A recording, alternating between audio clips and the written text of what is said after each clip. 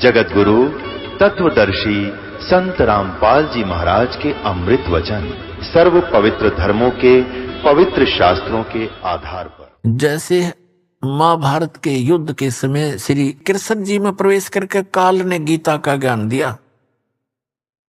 और श्रीमद् भगवत गीता के अंदर आपने बहुत पढ़ा हुआ है, श्री यानी काल भगवान ने कहा कि अर्जुन तू युद्ध कर ले, तुझे पाप नहीं लगेंगे, तू तो निमित्त निमित्त मात्र है, ये सब मैंने मार रखे। और फिर ये भी कहा कि यदि तू युद्ध में मारा गया तो स्वर्ग प्राप्ति होगी, और यदि युद्ध में जीत गया तेरे पृथ्वी का राज भोगेगा, तेरे दोनों हाथों में लड्डू। महाभारत का युद्ध जैसे तैसे काल ने डरा धमका कर अर्जुन तैयार कर लिया और महाभारत का युद्ध हो गया।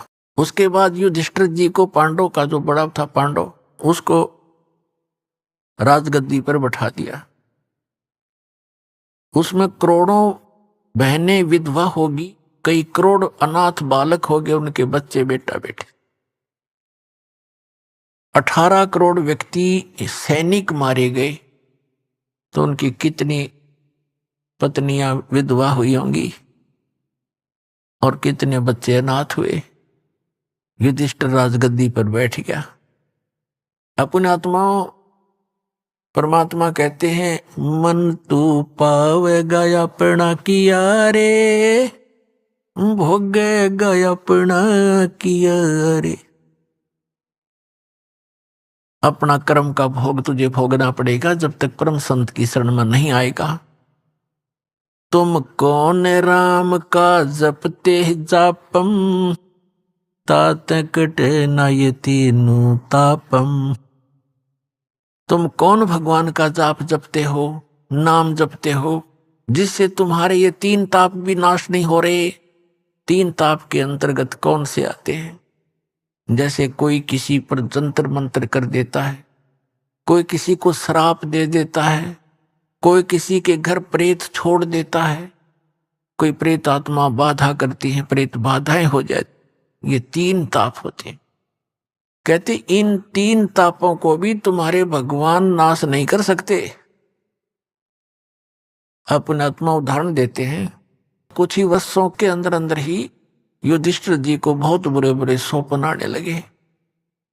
ऐसा लग रहा जैसे उसके घर में सिर कटे हुए व्यक्ति और धड़ धड़ आ रही है, हाहाकार मची हुई है, बहनें चूड़ियां फोड़ रही हैं, विधवा हो गई है, अनाथ बच्चे अपनी माताओं के लिपट कर रो रहे हैं, हमारा पिता कहाँ है, हमारा पिता कहाँ। वो को जवाब नहीं दे पा रही, एकदम भयभीत होकर घबरा कर बैठ जाता है। द्रौपदी ने 1 दिन देखा, 2 दिन देखा, 4 दिन देखा, उनसे प्रार्थना की आप सो जाओ। वो एक बार लेट जाते, तुरंत फिर बैठ जाता, आंखें फटी फटी रहती, राजकाज में कोई रुचि रही नहीं। द्रौपदी ने उन 4 पांडवों से कहा कि आपके भैया के ऊपर कोई आपत्ति है, कोई राज की समस्या है, तुम पूछिएगा।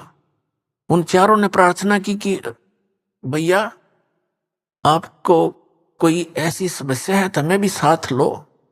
कहते हैं अपने मन का दुख बताने से बट जाता है, कुछ बताओ क्या कहानी है।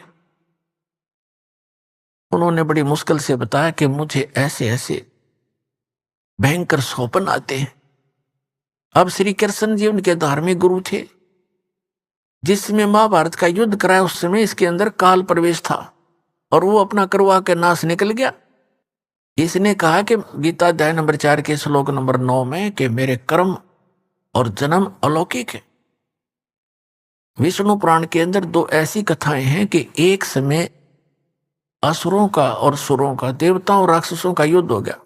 देवता भागे राक्षसों से डर के बहुत जंगल में जाकर किधर समुद्र के किनारे बैठ के तपस्या की। भगवान विष्णु की युग काल आ गया विष्णु रूप में और कहा ठीक है तो आप ऐसे करो, एक पुरंजय नाम का क्षत्रिय राजा है, उसको तैयार करो तुम युद्ध के लिए। इसने कहा मैं उसमें प्रवेश करके और सब राक्षसों का नाश कर दूंगा, तुम उन राक्षसों को ललकारो जाकर युद्ध के लिए और पुरंजय को प्रसन्न करो, आपके साथ खड़ा खड़ा हो जाए वहां पर, उसके अंदर मैं प्रवेश करके उनको मार डालूंगा। अब देखिएगा यह है श्री विष्णु पुराण, गीता प्रेस गोरखपुर से प्रकाशित है, सचित्र हिंदी अनुवाद सहित। गीता प्रेस गोरखपुर से प्रकाशित। इसके कौन है संपादक? इसके संपादक हैं मुनीलाल गुप्त, अनुवादक है मुनीलाल गुप्त, और गीता प्रेस गोरखपुर से प्रकाशित है। इसके 233 पृष्ठ पर दिखाते हैं आपको। यह है चतुर्थ अंश, और 233 पृष्ठ पे चतुर्थ अंश के अध्याय नंबर 2 के हम यहां आ जाते हैं।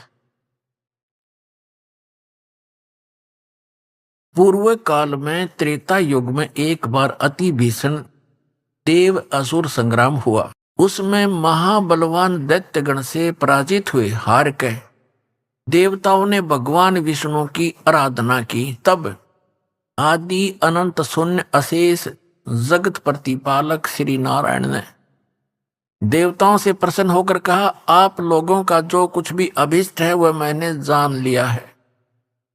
तुम जो चाहते हो उसके विषय में यह बात सुनिए। राजऋषि ससाद का जो पुरंजय नामक पुत्र है, उस अक्षत्रिय श्रेष्ठ के शरीर में मैं अंश मात्र से स्वयं अवतीर्ण होकर उन संपूर्ण दैत्यों का नाश करूंगा।